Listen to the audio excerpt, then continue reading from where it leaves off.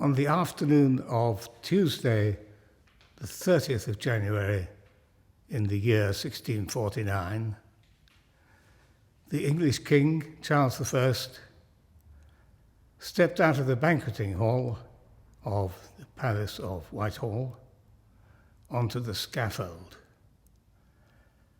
And in front of a silent crowd of Londoners, he was beheaded. Not long after this, the monarchy itself was abolished by Parliament, and England became a republic, or Commonwealth. However, the war between the royalists, the supporters of the king, and the parliamentarians led by Oliver Cromwell was not yet over. It was 2.5 years later, on September the 3rd, 1651, that the royalists suffered a crushing defeat at the hands of Cromwell's army. And Charles II, after a series of narrow escapes, managed to flee the country. And he remained in exile for 9 years. Part of that exile time was spent in France as a guest of his cousin, the young Louis XIV, at the royal court in Paris. Here he came to know and love French dancing and French dance music, and here too he would have been impressed by the playing of the king's violin band, the famous 24 violons, whose example inspired other European courts to form their own violin bands. And when the English monarchy was restored and Charles returned to London in May 1660, he lost no time in putting together his violin ensemble, which within a few months numbered 24 players, like the 24 violons of the French king. So we can understand where Charles II's enthusiasm for French music came from. But was that his only musical interest? And were there other kinds of music at the English court and elsewhere in England? To answer these and other questions, I've asked Silas Wollston, who has made a special study of this period and has chosen the musical illustrations which we shall be playing. Can you give us an idea of what sort of music was played at the court of King Charles II? Of course. As was typical of all European courts at the time, for outdoor entertainment, he was accompanied by brass instruments, mainly trumpets, but also sackbuts and cornets. The sackbut's the English word for the trombone. And then indoors was the realm of the violin band. And I should just say what a violin band is. It's an ensemble of violin family instruments, but in all sizes. So violins, violas, and bass violins, slightly larger than a cello. And the violin band played dances in the French style to accompany the court balls, to accompany when the king was dining in public, and also provided tunes between the acts of plays in the court theatre. And a small ensemble of violins also accompanied the choir in the royal chapel. And then in the private areas of court, there were small ensembles, chamber groups really, that combined violins, viols and continuo instruments, as well as individual singers who generally accompanied themselves on the lute.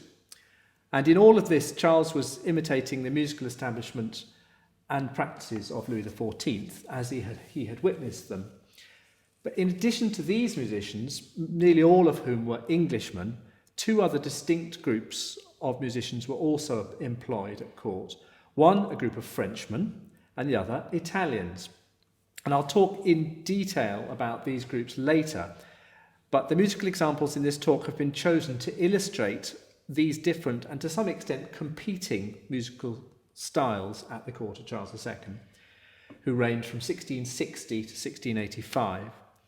And one theme that runs through the musical examples is how English composers, at the king's command, imitated the French style, and the question of whether their efforts actually satisfied the king. who really knew what he was talking about.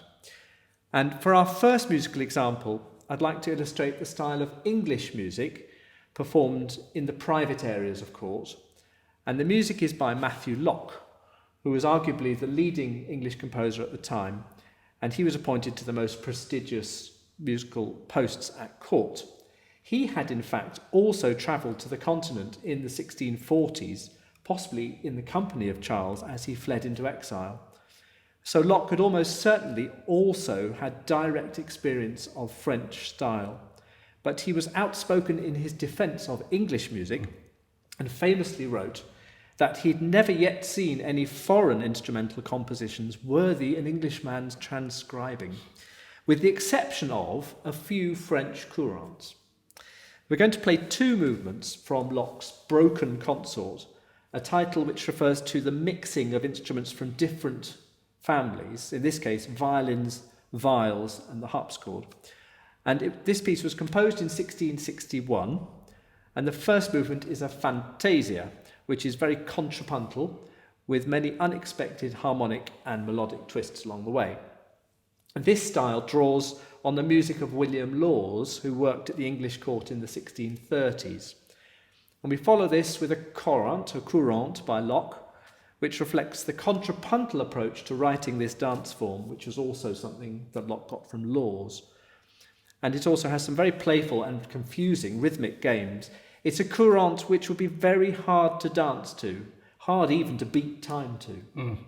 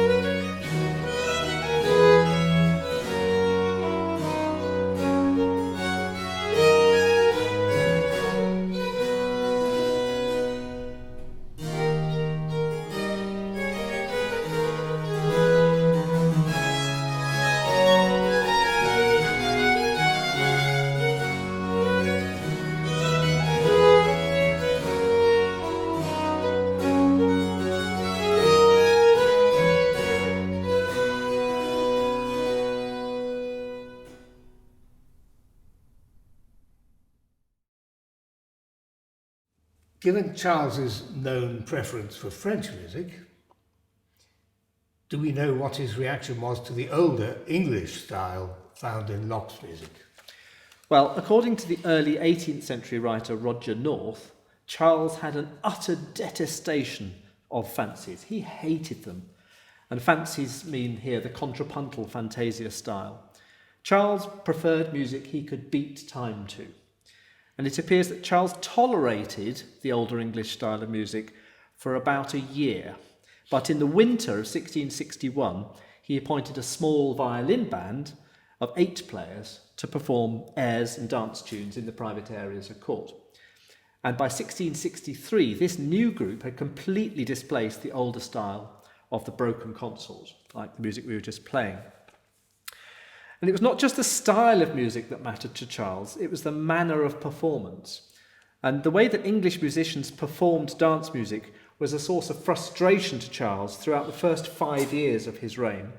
There's evidence that it took a while for English players to learn to perform in a manner that was acceptable to the king. At a theatre performance at court in December 1660, a violin band led by the violinist John Singleton was offended when the king asked them to stop playing and asked for the French musicians to play instead. And this is one of the earliest references we have to French musicians playing at Charles's court. They may have been sent to London by Louis XIV as cultural ambassadors, and they were given official court appointments in 1663. They mainly served the Queen, Catherine of Braganza, and part of their repertoire was copied by musicians in Oxford who had direct contact with them in 1665 when the court moved to Oxford to take refuge from the plague in London. And the next musical example is taken from this Oxford manuscript. It's a symphony and saraband by the harpsichordist Jean Lavolée, and compared to the music of Locke, it's harmonically much more orthodox, and the saraband is elegant and charming. It's perhaps more suitable as background music since it doesn't constantly surprise the listener with unexpected twists and turns.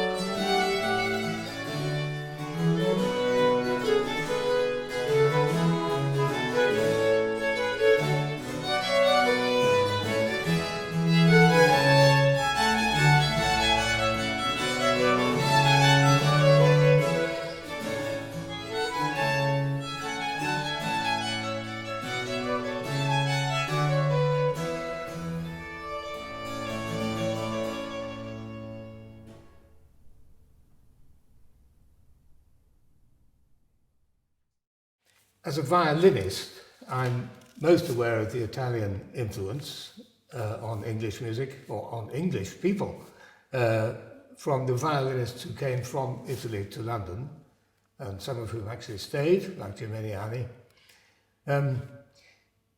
But I think you said there have been Italians and French musicians already at court, resident.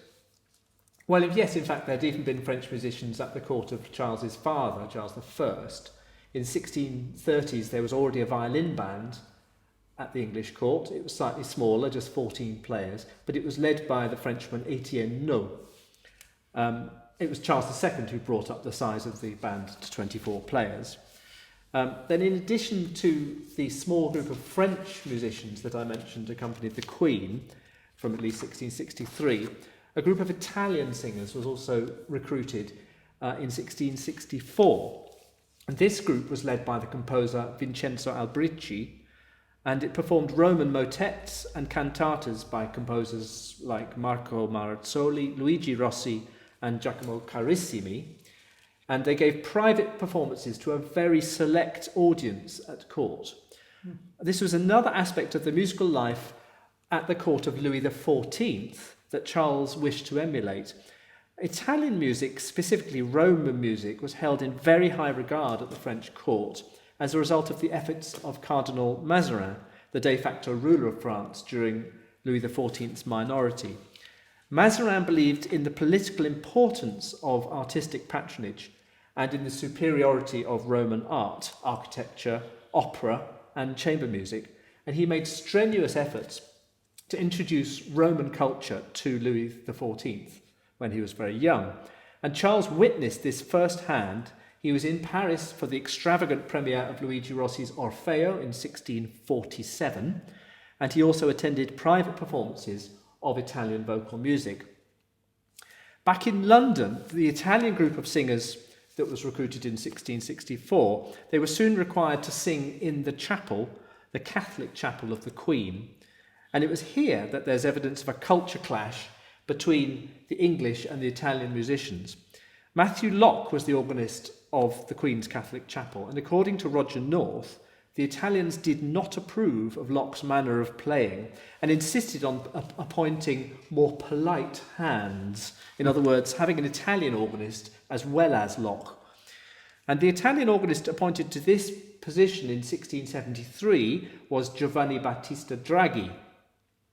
And whatever friction there might have been at first between Locke and Draghi, they appear to have found a way of working together, because the following year they both contributed to a very successful production of The Tempest in 1674. Draghi had been in London certainly since at least 1667, when Pepys heard him perform, so he may have made Locke's acquaintance long before the appointment to the Catholic chapel. Now, our next musical example is part of a sonata by Draghi, which was probably composed in London in the 1660s, and it illustrates that musical influence was a two-way street, and since it contains a strange mixture of English and Italian elements. It has solemn adagios, contrapuntal fast sections of the canzona type typical of mid-century Italian sonatas, but it also has the rapid modulations, expressive dissonant harmony, and close imitation found in Locke's music. It's a combination of elements that is similar in many ways to Purcell's sonatas composed around 1680, but that's a story we'll return to later.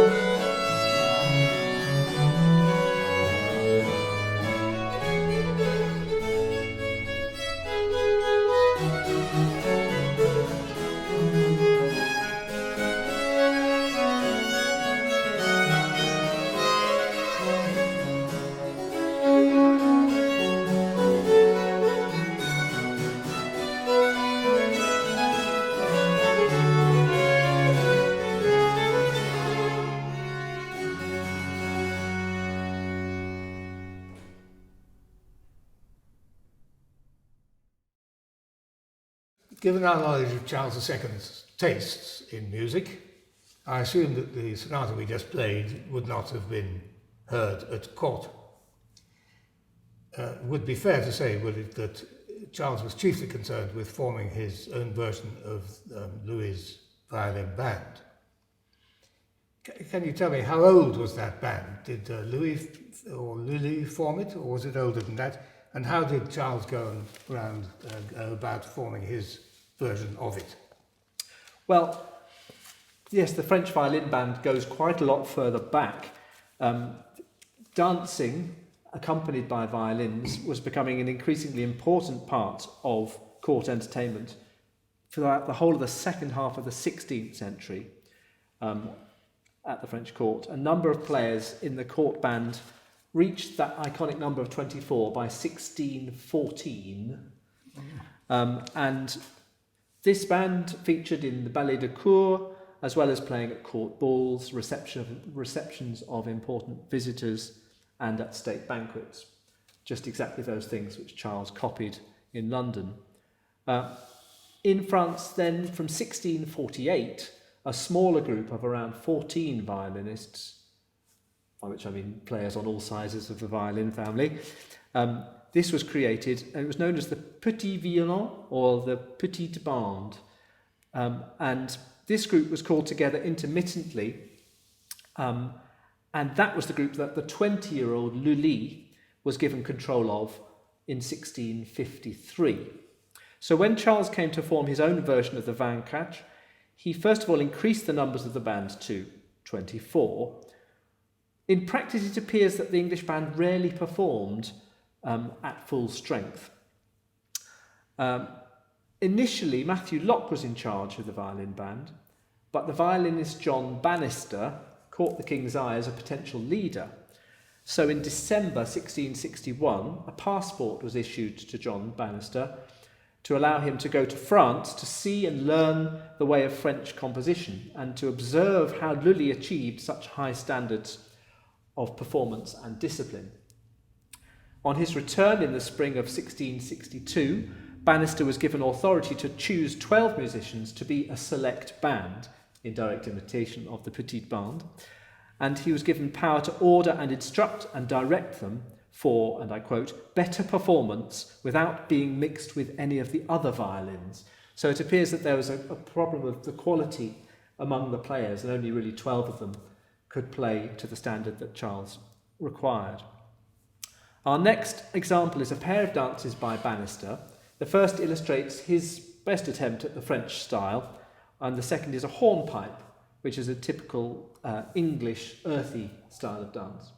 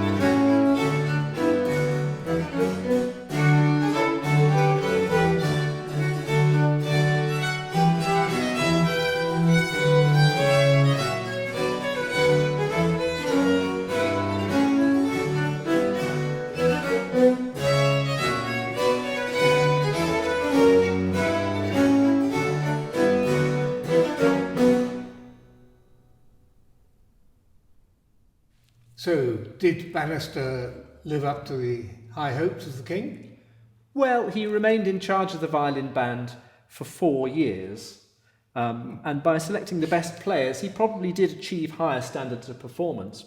But it's difficult to know for sure how well he did, because when he lost his job as leader of the violin band, it was nothing to do with the music. He seems to have lost the confidence of the other members of the violin band due to suspicions that he was withholding their pay. In any case, by the end of 1666, the year of the fire, Bannister had been turned out of his place, as Pepys reports, and Bannister is mad that the king has put a Frenchman to be chief of some part of the king's music. Court documents record that on Christmas Eve, 1666, the violin band were ordered to obey the instructions of a new leader, the Frenchman Louis Grabu. Who was Grabu? Doesn't sound very French to me. Well, we know from his marriage certificate that he was actually a native of Chalut in Catalonia, which is most likely the coastal town of Salut, which is just southwest of Barcelona. But his English contemporaries referred to him as a Frenchman, so he presumably had been educated in France. In fact, nothing is known about Grabu before that marriage certificate from a church in London in 1665. It appears he'd arrived in London just a few months before and was employed as part of the group of French musicians that included Jean Lavolée, whose music we played earlier, the ones who served the Queen. But Grabu was lucky that a position within the main royal household became available soon after his arrival in London, and his decision to get married probably reflected a newfound sense of good fortune and security in getting that job. Or so he thought. In fact, court wages were notoriously late in being paid, and lots of documents reveal how Grabu spent many years trying to get hold of the pay that was owed to him. But certainly Grabu seems to have raised the standards of the performance of the violin band, not just 12 players that Bannister managed to get to play well enough. He got all 24 playing on a rota system, 12 one month, 12 another. And in 1667, Pepys heard them play in a concert directed by Grabu and commented that the instrumental music he had brought by practice to play very just. Mm-hmm. Grabu's style of composition may well have been the preferred to the French style of music, that Bannister and Locke, their attempts at the French style. Grabu, of course, was educated French, was writing French music as a native, so to speak. And our next example is a group of 3 short pieces by Grabu, the last of which is a passacaille, which epitomises the French style.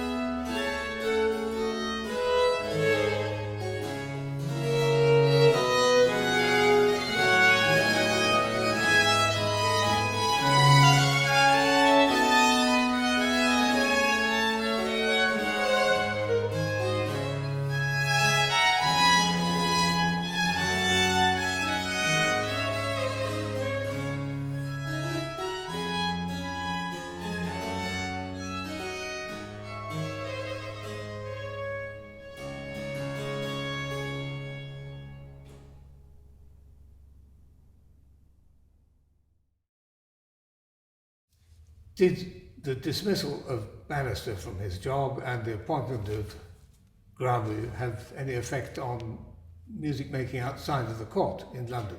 Well, the main issue that affected the court musicians was the fact that their wages were never paid on time. And there was a huge cash flow problem at court.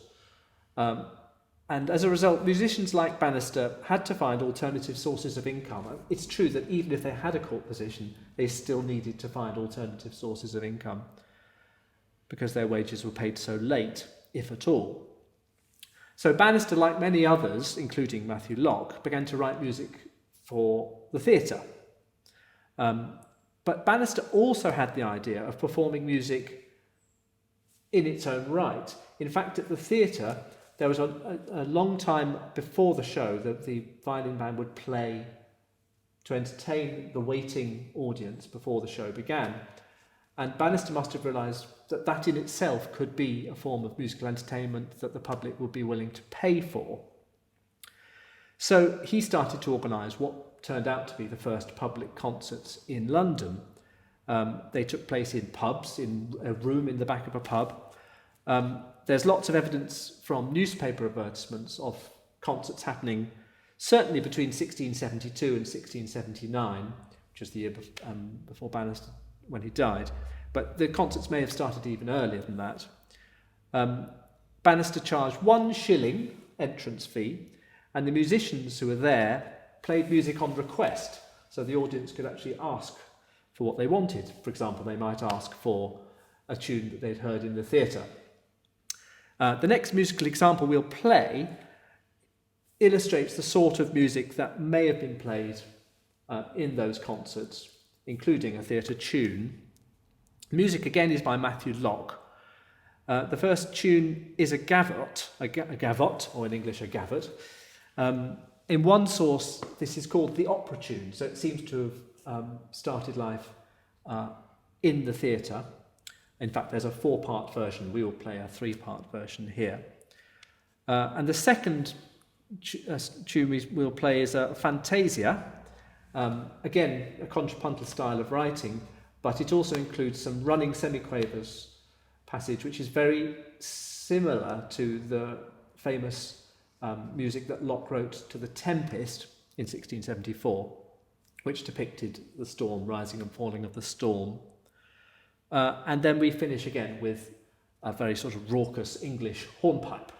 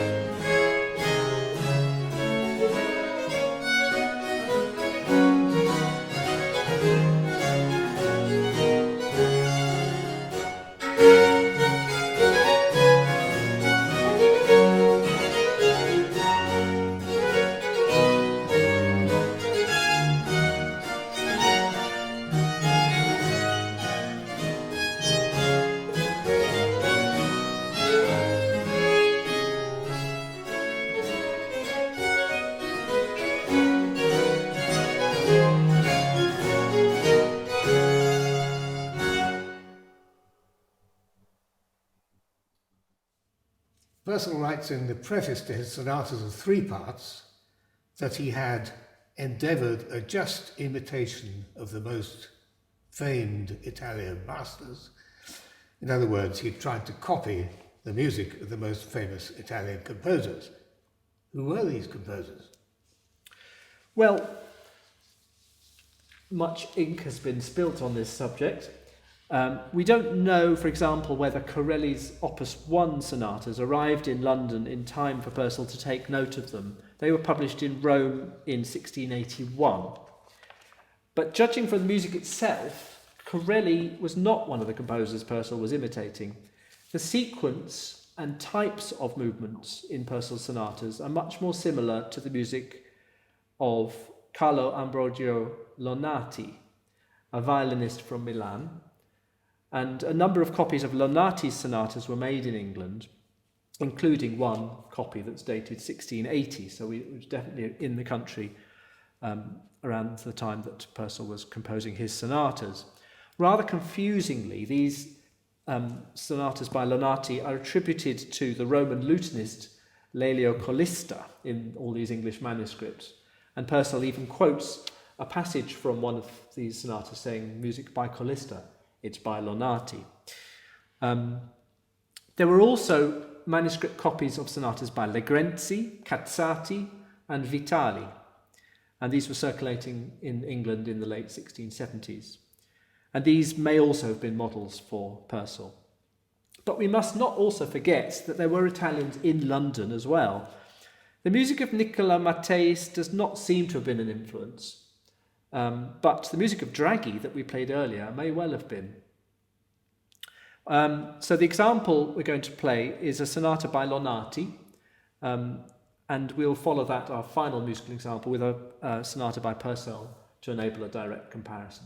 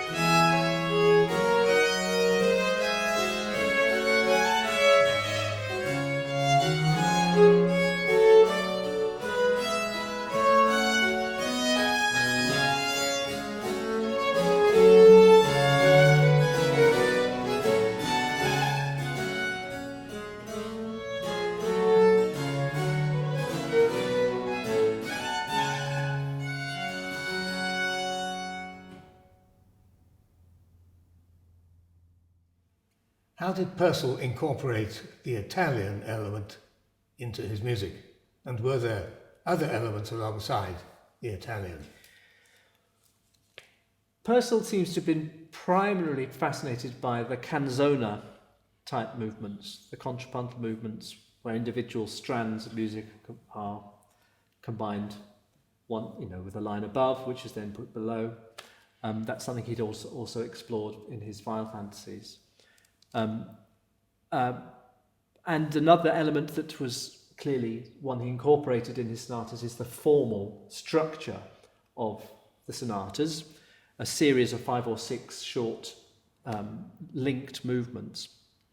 But some of those movements in Purcell sonatas are in the form of French dance forms. And also, Purcell is often harmonically springing surprises on the listener in a manner that was very similar to what we've heard in Locke's music. So these pieces really bring together and synthesize Italian, French, and English elements that were all there in the Restoration music that we've been exploring. I think the 7th sonata from the 1697 publication, the one we're going to play, is a very good example of this synthesis. And it concludes our talk. Thank you very much.